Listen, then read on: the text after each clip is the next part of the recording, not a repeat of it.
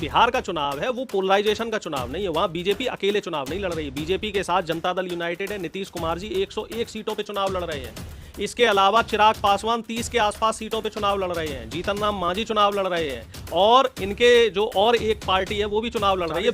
BJP सिर्फ और सिर्फ 101 सीटों पे चुनाव लड़ रही है, बाकी 142 सीटों पे इनके सहयोगी दल हैं, और जो सहयोगी दल हैं वो सारे के सारे सेकुलर हैं, और उन्हें हर जाति का हर धर्म का वोट चाहिए। तो बाबा जितना पोलराइजेशन करेगा, बाबा जितना जहर बोएगा बिहार में, बाबा जितना मुसलमानों के खिलाफ नफरत परोसेगा, उतना नुकसान सीधा का सीधा एनडीए गठबंधन को होगा। और उसका मैं आपको बता रहा हूँ खामियाजा भी बाबा को भुगतना पड़ेगा, क्योंकि बिहार से लगता ही उत्तर प्रदेश है। जो पूर्वी उत्तर प्रदेश और बिहार का कल्चर है वो कमोबेश ऑल इन ऑल। आदाब, मेरा नाम है शादाब। देश के अंदर बहुत बड़े बड़े मुद्दे चर्चाओं में हैं, लेकिन सबसे बड़ा मुद्दा इस वक्त बिहार चुनाव बना हुआ है। तो बिहार चुनाव पर ही चर्चा करेंगे, और चर्चा के लिए हमारे साथ मौजूद हैं कांग्रेस के वरिष्ठ नेता प्रोफेसर अरुणेश यादव। प्रोफेसर साहब, बहुत बहुत स्वागत है। जी बहुत बहुत धन्यवाद। राहुल गांधी बड़े आक्रामक नजर आ रहे हैं इस बार। तेजस्वी और राहुल की जो रैली के अंदर संबोधन उनका चल रहा है, साथ ही वो निशाना साध रहे हैं मोदी जी पर। और ये किस तरीके की उन्होंने बात बताई है कि डांस करा देंगे, नाच नचा देंगे, ये क्या बात है? भाई पिछले 4-5 साल से जो प्रधानमंत्री हैं वो राहुल गांधी जो पिच बना के देते हैं उसी पे चल रहे हैं। मतलब प्रधानमंत्री की पिच राहुल गांधी तैयार करते हैं? बिल्कुल बिल्कुल। अभी आप देखो कि 15 दिन पहले एनडीए गठबंधन वाले लोग ये हल्ला काट रहे थे कि इंडिया गठबंधन ने अपना अभी तक कोई प्रत्याशी नहीं घोषित किया, किसे सीएम बनाएंगे, किसे डिप्टी सीएम बनाएंगे। लेकिन ऑफिशियली आज की तारीख में भी एनडीए ने अपना प्रत्याशी नहीं बताया, ऑफिशियली नहीं बताया। नीतीश कुमार हैं तो कहीं किसी के मुंह से कहलवा रहे हैं, कहीं किसी प्रधानमंत्री ने बोला क्या? प्रधानमंत्री की जुबान से आज तक निकला क्या कि नीतीश कुमार जी हमारे मुख्यमंत्री बनेंगे? और वहीं कल इंडिया गठबंधन का जो मैनिफेस्टो जारी हुआ, उस मैनिफेस्टो का नाम क्या रखा गया है आप बताओ? तेजस्वी प्रण। तो साफ हो गया है कि तेजस्वी जी ही हमारे मुख्यमंत्री प्रत्याशी रहेंगे। और दूसरी बात, जो एनडीए के लोग, जो गोदी मीडिया के लोग ये कह रहे थे कि राहुल गांधी कहाँ है, तेजस्वी कहाँ है, चुनाव चरम पे है। अरे भाई, चुनाव तो चरम पे है, लेकिन ये जो बीच में त्यौहार का मौसम आ गया था, इस वजह से कुछ दिनों के लिए चुनाव की प्रक्रिया को ग्राउंड लेवल पे किया जा रहा था। बड़ी बड़ी रैलियां इसलिए नहीं की जा रही थी कि छठ का त्यौहार था बिहार में। और आज देखिए ताबड़तोड़ रैलियां होनी शुरू हुई हैं, और रैली ऐसी हो रही है लेकिन प्रोफेसर साहब, प्रधानमंत्री को पसीने छूट रहे हैं। लेकिन प्रोफेसर साहब, आप कह रहे हैं कि आपने तो छठ की वजह से रैलियां नहीं की।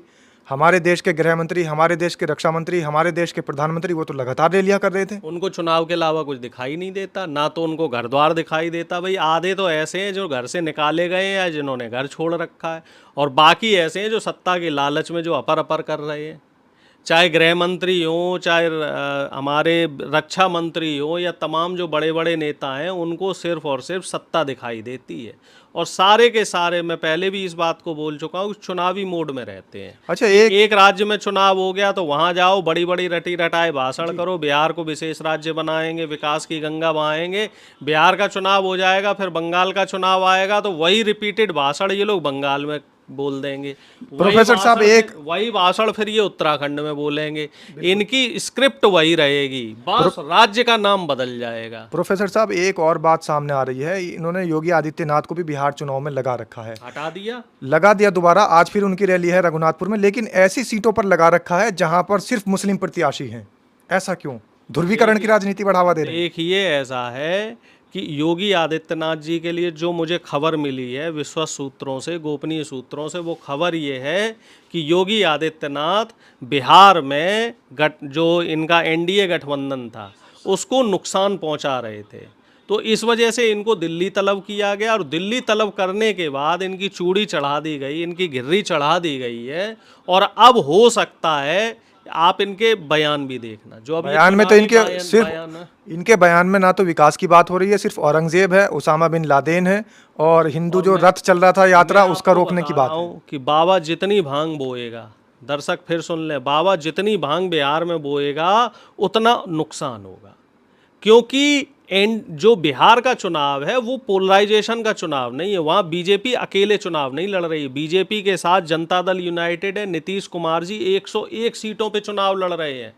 इसके अलावा चिराग पासवान 30 के आसपास सीटों पे चुनाव लड़ रहे हैं, जीतन राम मांझी चुनाव लड़ रहे हैं, और इनके जो और एक पार्टी है वो भी चुनाव लड़ रही है। बीजेपी सिर्फ और सिर्फ 101 सीटों पे चुनाव लड़ रही है, बाकी 142 सीटों पे इनके सहयोगी दल हैं, और जो सहयोगी दल हैं वो सारे के सारे सेकुलर हैं और उन्हें हर जाति का, हर धर्म का वोट चाहिए। तो बाबा जितना पोलराइजेशन करेगा, बाबा जितना जहर बोएगा बिहार में, बाबा जितना मुसलमानों के खिलाफ नफरत परोसेगा, उतना नुकसान सीधा का सीधा एनडीए गठबंधन को होगा। और उसका मैं आपको बता रहा हूँ खामियाजा भी बाबा को भुगतना पड़ेगा, क्योंकि बिहार से लगता ही उत्तर प्रदेश है। जो पूर्वी उत्तर प्रदेश और बिहार का कल्चर है वो कमोबेश ऑल इन ऑल एक जैसा ही है। प्रोफेसर साहब, कहीं आप उसके बारे में तो संकेत नहीं दे रहे, जो अभी योगी आदित्यनाथ की अमित शाह से मुलाकात हुई है, तो वो मुलाकात को कैसे देख रहे हैं? नहीं, मुलाकात थोड़ा ही हुई, बहुत फटकार लगी है। अच्छा। मुलाकात अगर होती तो मुलाकात के वीडियोस आते, मुलाकात के चर्चाएं रहती कि क्या मुलाकात हुई, किस विषय पे तफ्तीश से चर्चा हुई, किन किन बिंदुओं पे प्रकाश डाला गया, आगे उत्तर प्रदेश के विकास की बात हुई या कोई नई योजना को लेके चर्चा हुई। वो तो सीधा सीधा अमित शाह ने योगी आदित्यनाथ को बुलाया, धमकाया, फटकार लगाई। लेकिन बाबा नहीं सुधरना। बाबा आज आप खुद कह रहे हो कि अब फिर जाके भांग बोने लग गया है। बाबा ने तो सुपारी ले ली है कि अमित शाह का और मोदी का, दोनों का बीपी हाई रखना है, दोनों को चैन से नहीं बैठने देना है। बाबा ने बिल्कुल प्रण ले रखा है और बाबा वैसे ही हटी है भाई। तो ये लखनऊ दिल्ली की लड़ाई वहां पर निकल कर आ रही है। लखनऊ दिल्ली की लड़ाई पटना पहुंच गई है। लखनऊ और दिल्ली में जो द्वंद्व हो रहा है, अब वो बिहार की महान धरती पे, जो बिहार की महान जनता है वो देख रही है कि कैसे एनडीए में और खुद बीजेपी में अंतर्कलह है, और वो अंतर्कलह अब खुल के आ रही है। और किसी की हिम्मत है तो अनुशासनहीनता में बाबा के ऊपर कोई एक्शन लेके दिखाएं। बिल्कुल। तो प्रोफेसर अरुणेश यादव ने साफ कर दिया कि आखिर लखनऊ दिल्ली की लड़ाई बिहार तक कैसे लोगों के बीच परोसी जा रही है। साथ ही जो इन्होंने बताया कि अमित शाह से उनकी मुलाकात हुई थी या तलब किया गया था, नहीं जानते। जनता अच्छा जान सकती है कि आखिर बाबा की रैली को वहां रोकने के बाद, यानी योगी आदित्यनाथ की वहां पर रैली को रोकने के बाद, अब सिर्फ उन क्षेत्रों में भेजा जा रहा है जहां पर मुस्लिम प्रत्याशी महागठबंधन, इंडिया गठबंधन के दम पर चुनाव लड़ रहा है। तो आखिर ये साजिश है या फिर एक सोची समझी रणनीति है कि वहीं पर सिर्फ उन लोगों को उतारा जा रहा है जो कि आपसी ध्रुवीकरण की राजनीति के भाषण बयानबाजी के लिए जाने जाते हैं।